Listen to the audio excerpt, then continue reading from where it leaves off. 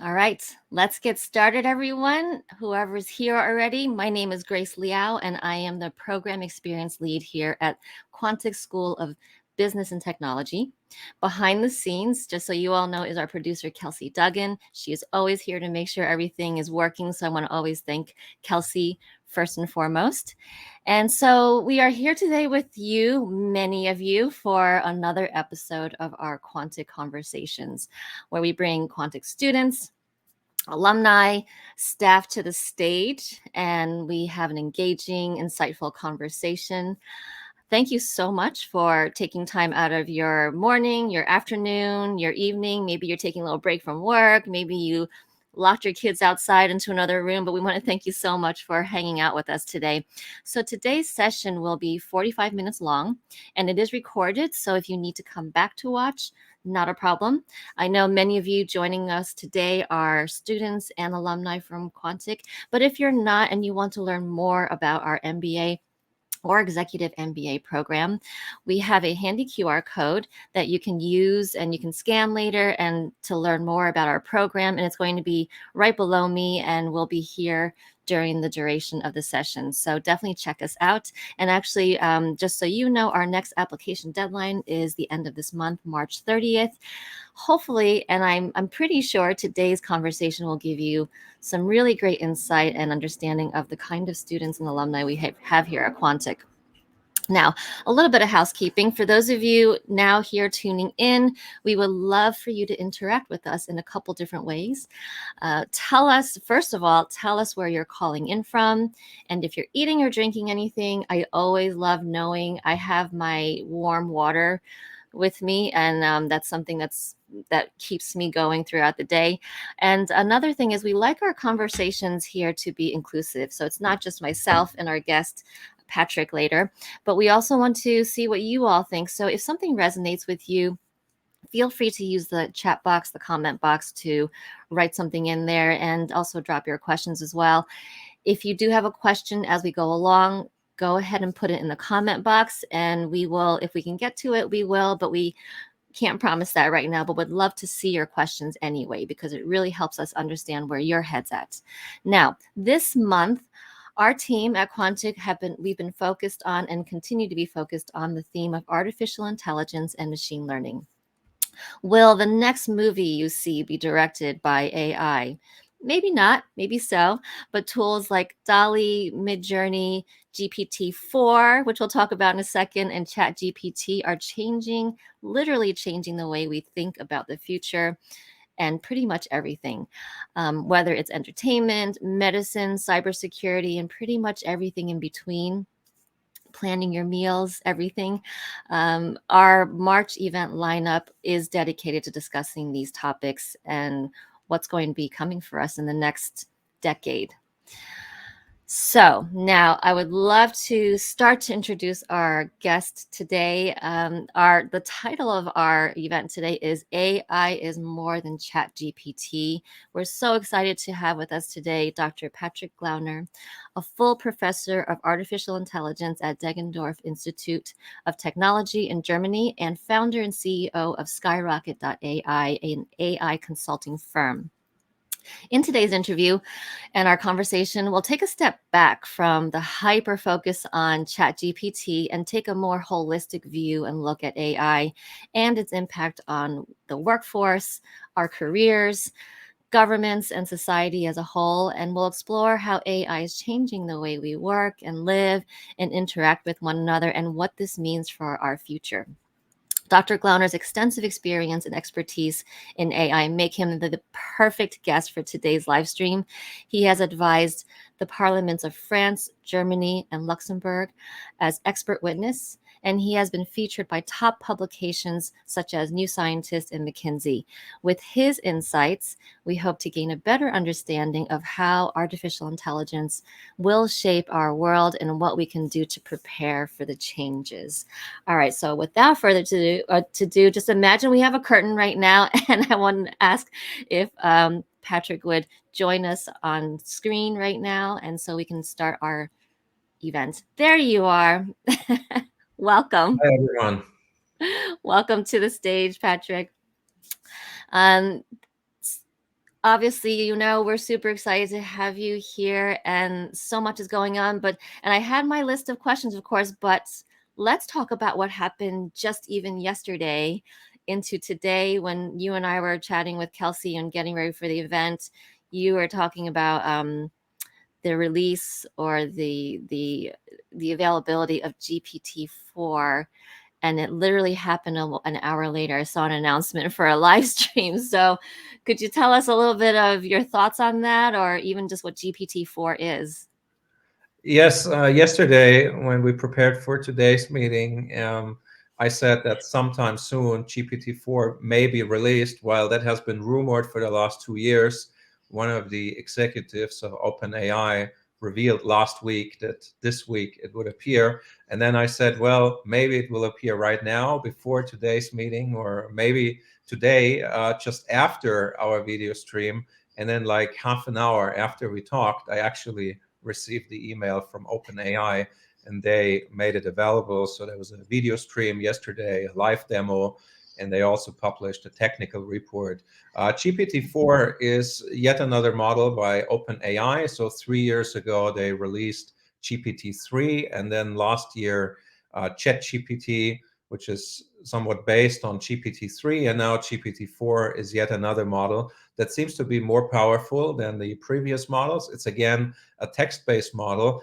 So you put in a text and you get text. So it's a sequence-to-sequence model. But in addition, you can now also add images, and you can upload images to the AI, and in addition to your text sequence, and then it generates new text sequences. So that's pretty cool. And the demo yesterday looked quite interesting. I also had a look at a technical report they published yesterday, and it seems like they paid even more attention to not generating nonsense, because there was obviously a lot of criticism on ChatGPT in the last few months. And it also seems to perform now much better on tests, university tests, bar exams, this kind of stuff, which looks very exciting. Unfortunately, a lot of details about GPT-4, like the data set they trained it on, the model size, none of that is mentioned in the report. So it's really sort of a black box, and you don't know what's behind it. Thanks for the explanation right there. I did watch the live stream for a short time, and I realized it was technically beyond my understanding. But basically, I understand that it is an improved version of what they had before. You mentioned the word black box, and actually, it's really funny that you said that. Our guest Ari Popper, who you actually talked to a year and a half ago as well, he mentioned black box too. So there is this sense of being exposed to and experiencing and using these new tools, but also not, there's a lot that we just don't know as well, which is a really fascinating dynamic to be excited about something that we don't fully understand. And I think that's a lot of what we're going through right now. Let me just step back a little bit, and I was reflecting on, first of all, when I thought, I'm like, I wonder if Patrick would have time to talk to us. A year and a half ago or so, you had done, you graciously also were a guest for us for a smaller event and asked me anything that we did with our Quantic community. It was more of a closed event, much smaller audience, actually. And if you remember, I had you and Ari Popper as kind of a duet on screen talking about artificial intelligence. And I just remember that it being a smaller audience at the time, and our headspace, the collective headspace of understanding of artificial intelligence, was a very different thing than what we're experiencing right now in the world, which feels like we're thrust into, more people are thrust into this conversation than at that time. A question I want to ask you to kind of get us going is, when I was chatting with you about possible topics for today, because we didn't want to make it an Ask Me Anything, although we will end up asking you a lot of questions, what to cover for today. And you immediately had a topic in mind, which is the title of today's event, which is AI is more than just ChatGPT. I'm just curious, what was your thought process, or what made you think to have this title or topic? You must have had reasons for it. Yeah, when you contacted me a couple of weeks ago, you had mentioned that you did an event with Ari on ChatGPT and that it was a big success. And now, obviously, ChatGPT is extremely popular. and everyone now is aware of it. But I feel a lot of people are now thinking that's the only AI around us or something like this. And that's why I felt we should be talking about ChatGPT, but there is so much more to talk about. And you also mentioned the event we did a year and a half ago with Ari, which was smaller, but still a big success. In that time, I think AI was a topic that was not that omnipresent yet. We didn't like, everyone has been dealing with AI now for many years as an end user. For example, in your phone, you have a spam filter, you have object recognition, and that's based on AI. However, a lot of people didn't notice that. And now with ChatGPT, it's all over the place in the news, because finally that's something more concrete that you can use and experience. And that's why I felt we should be talking about ChatGPT today. It's a very dynamic topic. A lot has been developing just in the last 24 hours, but there's more we can talk about as well. And that's why I suggested that topic for today. Yeah, and I very much appreciate that, because we don't want to lose the forest for the trees, or we want to get hyper focused on one thing. It feels to me that, and I'll just use myself as a personal example.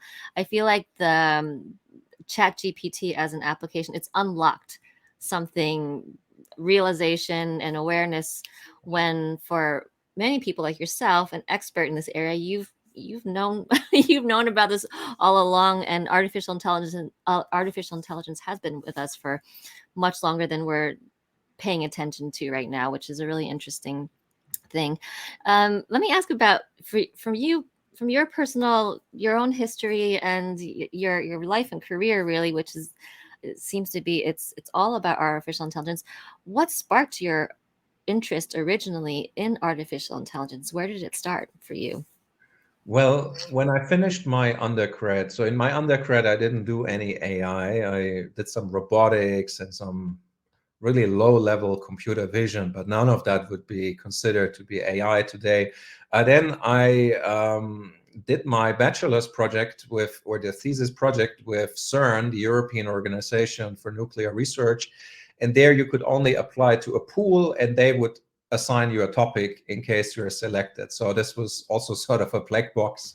And my expertise from my undergrad were enterprise resource planning systems, embedded systems, hardware design, and then they actually assigned a natural language processing project to me, and I felt, well, I don't know, I never dealt with that kind of stuff, but then I thought, well, it's exciting, and anyway, I could only take the offer or not, so there was no backup project. And then, yeah, I moved to Geneva, Switzerland, and gave a try at it.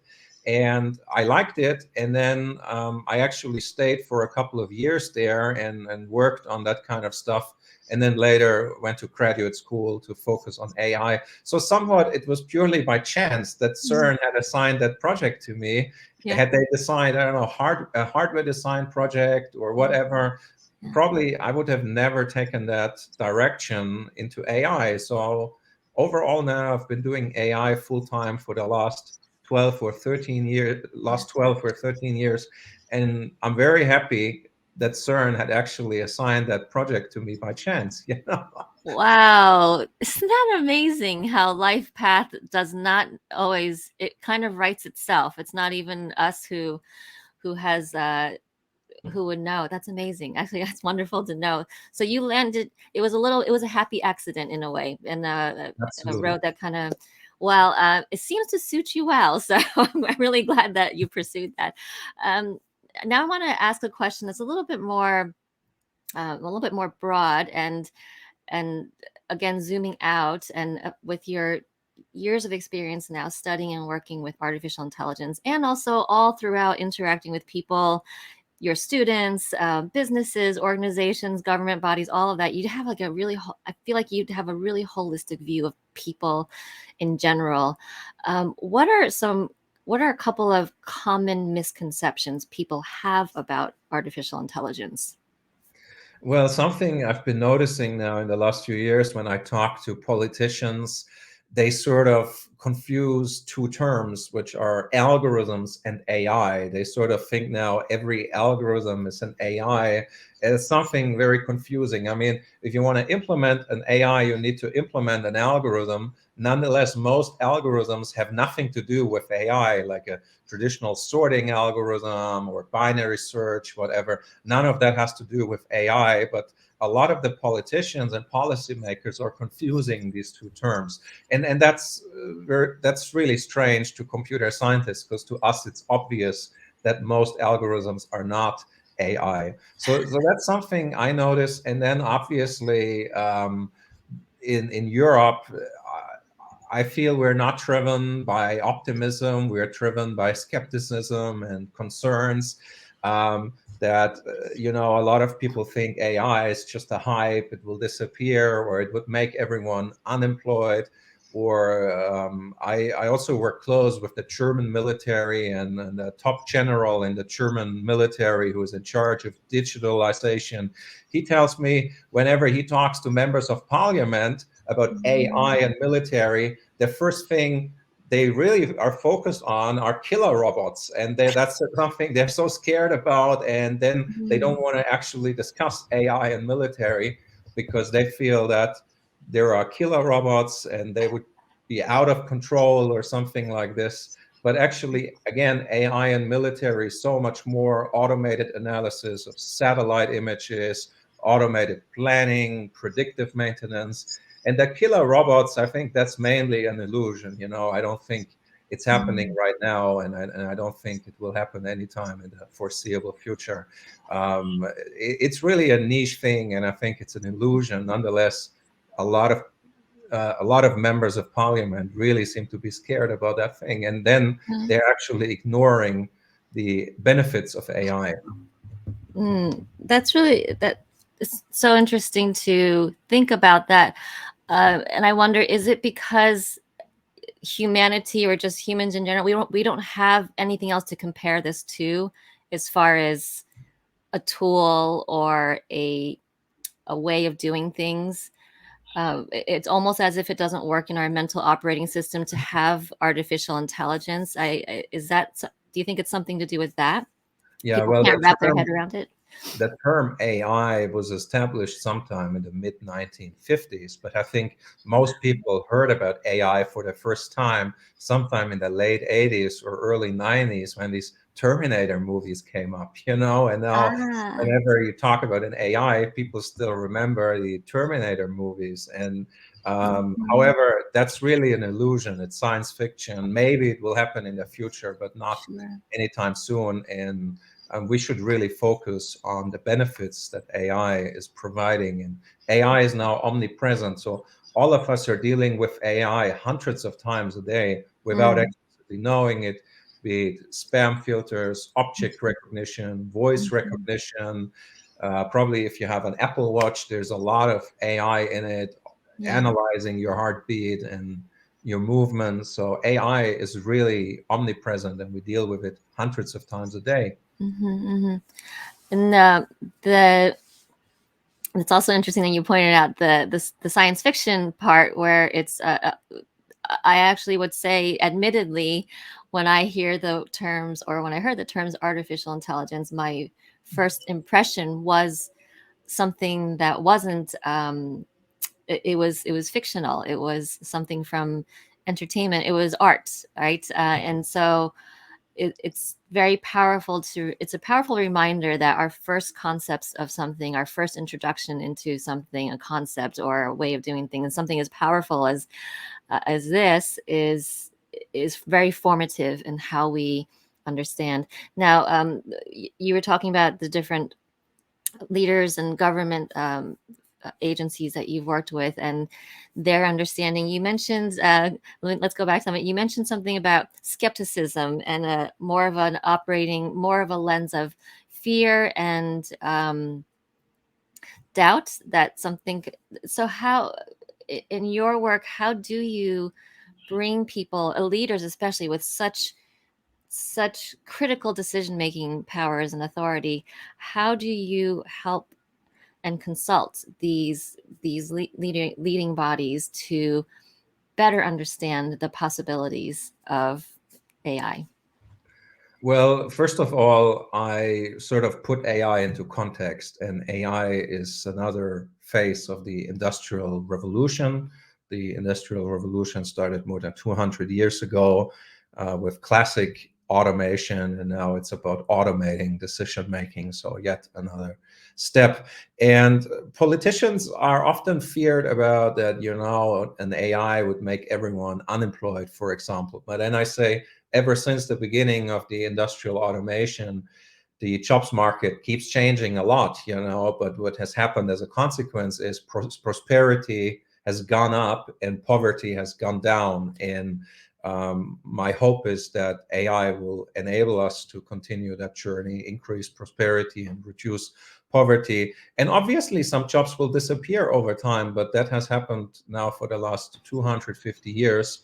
And I don't think an AI will make everyone unemployed instantaneously. What I say is your challenger, your competitor who uses AI, that's the kind of people that will make you unemployed. If you have a competitor, be it in your workplace or in a different company, and they use AI, they're more productive, they will put you out of business, not the actual AI alone, but people using AI. Yeah. So I think that's important. And then if you look into the Western world, and particularly Europe, we have an aging population. We have a probably soon shrinking population. So it's not really about doing things just cheaper, better, and faster without humans. It's actually about that we are still able to do things in the foreseeable future, because if you have all those experts in a company or in a sector retiring, you have a problem. So the AI probably is very helpful to automate that work, so we're still able to do it despite an aging population. Mhm. That's how I typically address a lot of the skepticism among policymakers. Yeah. Kind of meeting people where they are and seeing what they do understand and reminding people, well, hey, these are all the different things in history that have happened already. You mentioned Industrial Revolution, and would you say that something like this, the burst of this AI usage in the world, is that going to catalyze a kind of industrial revolution? Well, it's certainly a big revolution, and we're just at the very beginning. So I think Mm. ChatGPT is not the end; it's actually the beginning, and much Mm. more will happen. And we need to be involved and contribute to that transformation in a way that we actually benefit. Because if we, for example, in Europe, are too skeptical and we don't do it, then others will do it, and then we'll become even more dependent sooner or later. And I see AI as a big opportunity to increase prosperity. Maybe we will even have less poverty. We have maybe more free time eventually if more and more of our work gets automated. And what's obviously very important is to actually try to understand that change and how you can contribute. And we will still need humans eventually. It's not like we will all be replaced, but probably jobs will change and we will get more higher level jobs and automate more of the lower level work. Mm. Excuse me. Uh, just listening to you and kind of reflecting, and also my own experiences and how I'm discovering, even for small, what I guess would be considered a small task, like preparing for today's event. I did use ChatGPT. You're like, make sure you use ChatGPT. I'm like, you're right, I should use it. And so I did, of course, use it to generate questions that I can potentially ask you. And even something as small as that, and I was chatting with Kelsey about it, has just it literally did reduce the amount of time of preparation for me. It took me from 0 to 1 just a little bit faster. Let's say it saved me 5 minutes, maybe 10. That in and of itself to me is incredibly valuable, because you multiply that across, the many days of the year. So there's this, so I'm already starting to see the potential, but of course there's so much that I also don't see yet, and I can't see the possibilities. And I wonder if that's partly why some of us are a little bit hesitant, because we actually almost can't imagine the future that you're talking about, where we can lift the entire society potentially if we all embrace this a little bit more. What you I'm going to switch gears a little bit, and you already spoke a little bit about the European government and just people and leaders in general. You actually just came back from a month-long trip to China, and actually that's where you and I did a lot of the planning. Luckily, we have technology; we can do a lot of chatting online. Could you just generally tell us about your trip there? I did see some of your posts on LinkedIn that you got to visit with quite a few people and companies. What was the AI scene over there in China? Yeah, I spent the month of February in Shanghai because my wife is originally from there. My wife, by the way, also did her MBA with Quantic, so we both did at the same time. And we went to Shanghai to visit her family, and we went there with our kids. And I also used the opportunity to visit companies, AI labs, universities, also met policymakers, politicians, and so forth. And well, I felt there's a lot of optimism in China concerning AI. The government is investing a lot, sees this as a great opportunity to increase prosperity because the average person in mainland China is still relatively poor. You have very rich people in Shanghai, but they're also a minority there, obviously. So AI is a great opportunity to the Chinese government to increase prosperity. So that's why they're investing a lot, and companies are very open to AI as well. There are other incentives for the Chinese government, obviously, including political reliability of people, whatever. I don't want to explain too much, but we all know AI can be used also in ways that we would not use it for in the Western world. So that's another opportunity. National security, whatever, surveillance, AI is used a lot in China for. But yeah, I see a lot of optimism, first of all, and that's very interesting. The government is investing a lot, but the political decision makers also want to learn from experts abroad, how they see certain things. And so overall, I had a lot of very interesting discussions, and I saw very interesting AI applications in companies and universities as well. Um, yeah, I love that you spent a month in China. I lived there for several years. It's been a while since I've been back, but one of the things that really struck me when I was living there is, we think of the Western world. I grew up in the U.S. and then living in China, a developing country. The embrace for technology and the speed with which I've seen technologies adapt and be used and just flourish and explode was quite mind-boggling and very inspiring in a lot of ways. So yeah, thank you so much for sharing that. And I just imagine that your perspective is just even broader and wider when you see the different leaders and countries and people approaching something as amazing as what we have in front of us.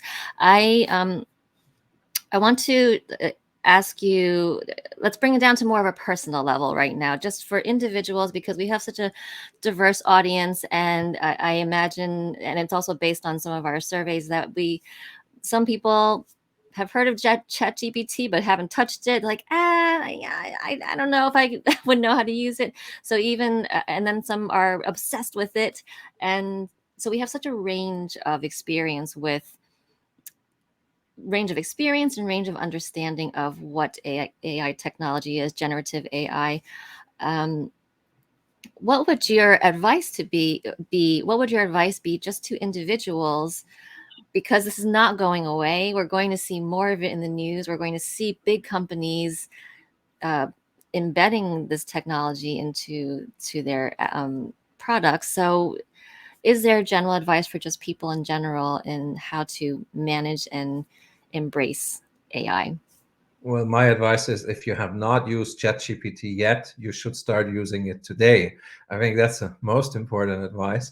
If you want to understand what's going on in AI models, actually, there are so many free online courses. You can just take a look at Coursera, Udacity, just to name a few. They offer extremely good AI courses at different levels, and most of them are free or you just pay very little. So take a look at them. And I think no matter what job you actually have, you should get an AI education to some extent. You don't need to become an AI expert. At least you should understand what AI is, how AI models work, and how you can integrate them in your work environment. Because if you want to keep your job in the long term, probably you need to invest in AI, and then maybe you can be at the forefront of integrating AI in your sector where you're working. So I think it's a great opportunity, and you should be doing that rather sooner than later, I think. Otherwise, you may be out of business if your challengers, your competitors, do that first. Yes, and you had mentioned that a little bit earlier in the other responses.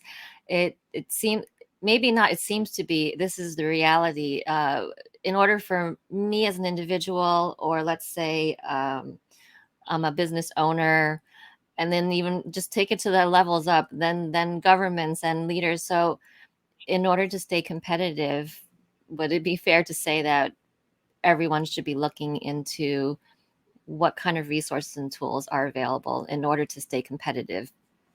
Absolutely. And now every day, dozens of new AI-based tools get released on the internet. Take a look what's going on there now. There's not just ChatGPT, there's DALL-E for images. There are all sorts of new AI tools that even generate slides, or videos.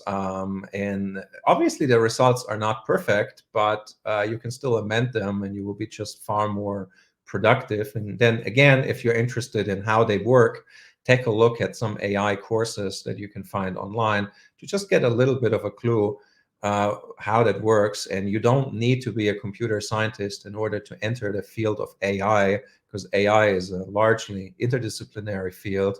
And if you have a domain expertise, say in accounting or finance or engineering, that's very important too, because we as AI experts, like me, I'm a computer scientist. I don't know much about finance or accounting. That's why it's highly interdisciplinary, so that we can work together. I can learn about your domain and your challenges, while you can learn about AI, and finally we'll achieve the best results together. Hmm. I really appreciate what you just said there. It does require a togetherness. It can't. And maybe many of us who, in our minds, imagine ourselves, well, I'm not really a techie person. It's not even about that, right? It's more than that. And just like the title is, it's more than just ChatGPT. We have to kind of open our minds a little bit. Maybe I think it's just a lot of curiosity. I think definitely helps with things that we don't fully understand. With something like ChatGPT, I was telling my colleagues, I'm like, I just played with it. I just play with it and then kind of see where the bounds are, and how we can creatively use it potentially for different use cases. For me personally, we have something. We have gotten quite a few comments in the comment box, and a few questions were around preventing deep fakes and how can we uphold standards for ethical AI. So I guess it's two things there. So the first one is preventing deep fakes, and maybe you can even just briefly explain what a deep fake is. Yeah, what is a deep fake? So there's the field of deep learning within AI. So you use very large artificial neural networks. They are loosely inspired by how the human brain works, yet quite different. And if they are deep, if they have a lot of layers of units or neurons, that's what we call a deep neural network or deep learning. And they work particularly well for image problems, text problems, and you can use them not only for classifying, but also generating. So a deep fake would be like a fake image or a fake video generated by such a model. That alone you will not be able to prevent from happening, because the science is out there. Everyone can now use open source software and generate deep fakes. So it's impossible to prevent that, because that's the state of the art. Obviously, what requires more caution is then what to do with these deep fakes. So if someone generates a deep fake about someone else and uploads that on the internet, and it looks like you have a new girlfriend, or you're actually saying something that you didn't say, that is obviously a problem. And the probably one way to prevent it is just by introducing penalties for that, so people will not do it. However, this largely depends on the individual country. Like, for example, in Germany, there's not like this regulatory lack of these kind of things, because we have a very good penalty code, and the penalty code already would punish you if you upload wrong information about another person. And so we don't need to amend the penalty code just to cover deep fakes, because the penalty code is already broad enough to include that. And probably it's sort of the same stuff in the US. While I know in the US, the topic of free speech is very important and creates all sorts of new challenges, as I know. So I'm not aware of how deep fakes would be addressed by the penalty code in the US, and may even differ among the different states. So that's something you would need to look up. Yeah. I'm very curious to see as the future unfolds, how organizations, countries, collectives decide what are the standards, where are the lines, where are the boundaries, what are the rules of engagement for use and misuse of such powerful technology. And that definitely goes into the space of what's ethical, what's considered freedom, what's considered not. So it gets quite sticky. Where do you see that in the grand scheme of things globally? Where do you see us getting to eventually, as far as having some standards or baseline rules of engagement? Yeah, well, what is ethical and what is not ethical? I think that's a very difficult question to answer, and it varies around the globe, and that's certainly something that makes it very complex.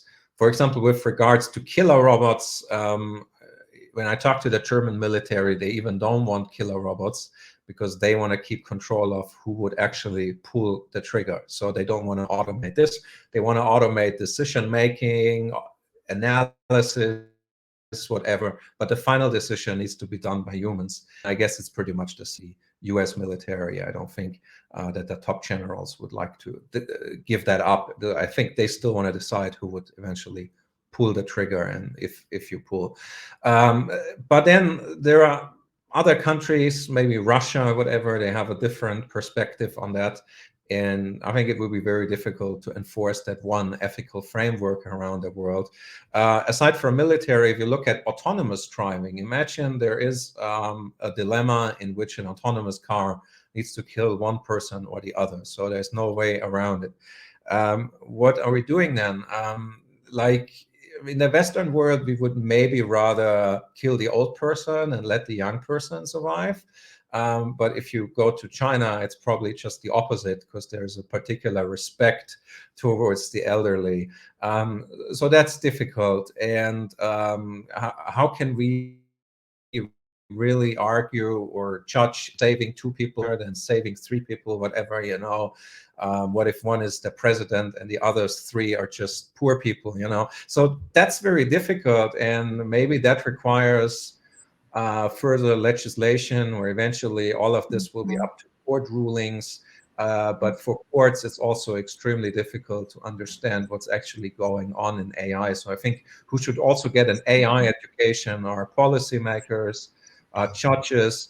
I read one of the US congressmen, he now started taking part-time courses on AI at university. I don't know his name, I don't remember about it, but he said in an interview that he actually wants to understand what's going on and reflect that in his policy making, and that's why he now goes to university part-time taking AI courses. And I think that's an excellent idea, because probably not a lot of people in parliament actually understand that kind of stuff. That's such a great illustration there, because if we everything you just said, it there's not a snowball effect, but it's much bigger in a lot of ways. It's so much bigger than just, me writing a little script for some questions on for an interview, because of the potential power of it. And then when you were just describing the scenario of um, which life is more valuable, it's the trolley dilemma. It's if you're watching Last of Us, it's one of those things that also comes up in discussion at the end. We have to make these choices, and from that understanding, which most people, it'd be almost impossible to get full agreement on, then it cascades down into decisions for what are the rules, what are the regulations, what are the laws that are going to govern how companies work, how people act towards each other, what's going to be allowed and what's not allowed, all the way down to household level. So I love that you pointed out that we need experts, we need new experts, or we need people educated who have the decision-making powers, so that they know how to be better informed about how to have discussions, and also just how to make decisions on behalf of all of us, which is a little bit mind-blowing for me to think about as I sit here right now. But I imagine that's something that's always on your radar when you're interacting with, whether it's your students or your clients or just the people that you advise for. Um, Maybe we're coming down to the last couple of minutes, and I just have two questions for you. So one is, and I want to make this a positive and an outlook type of question. What do you see what's exciting you about what's to come with the possibilities of AI in the future? Let's say 10 years.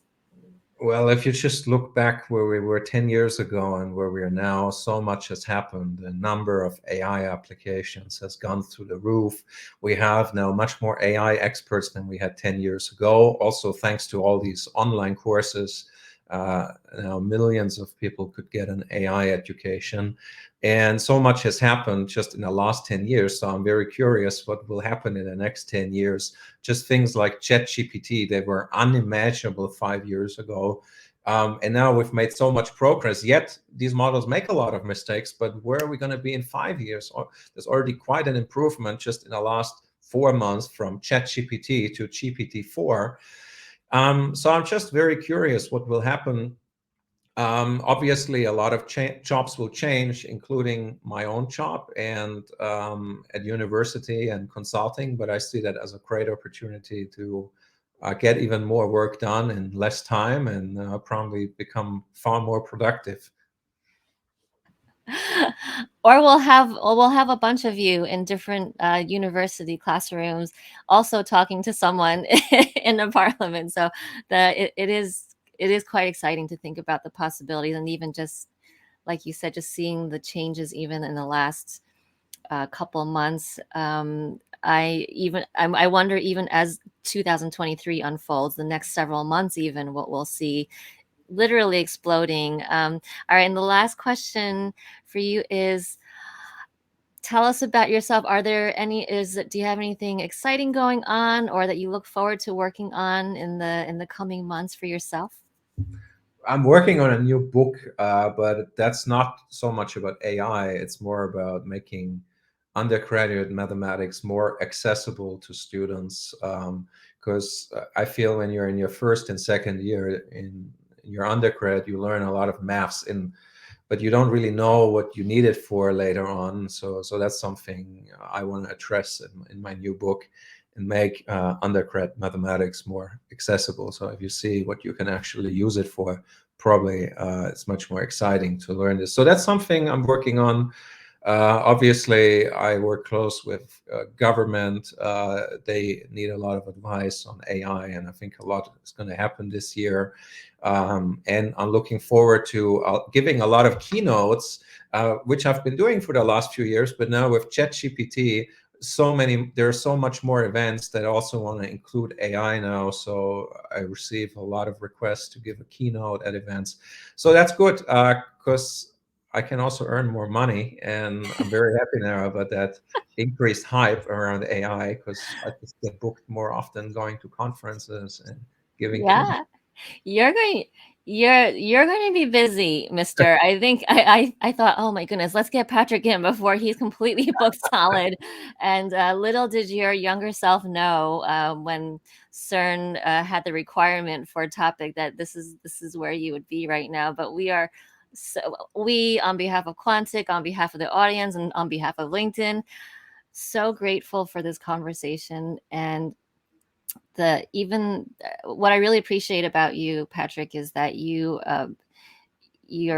love what you do. You're curious and all of the things that you're expert in, but at the same time, I always get this really wonderful sense of your groundedness and sensibilities of, okay, we have all this stuff going on, but let's be real about it. Let's have a conversation. Let's see where we can educate people and make things more accessible so that we can all improve and be better for it. And I find that really powerful and appreciate that about you. Thank you very much for hosting the event today. And I guess Yeah. you've received so many questions that we were not able to address. So feel free, everyone, to add me on LinkedIn, and I'll be happy to discuss there more with you. So thank you very much for hosting the event. Absolutely. So generous. Thank you so much, Patrick. All right, audience. We hope that gives you a little bit more to think about and plenty to talk about. And this topic's not going away. So I'm sure we'll all be interacting with each other. And if you haven't gotten on GPT, it's even better now. So go ahead and try that. All right. Bye, everyone. Have a great one. Take care, everyone.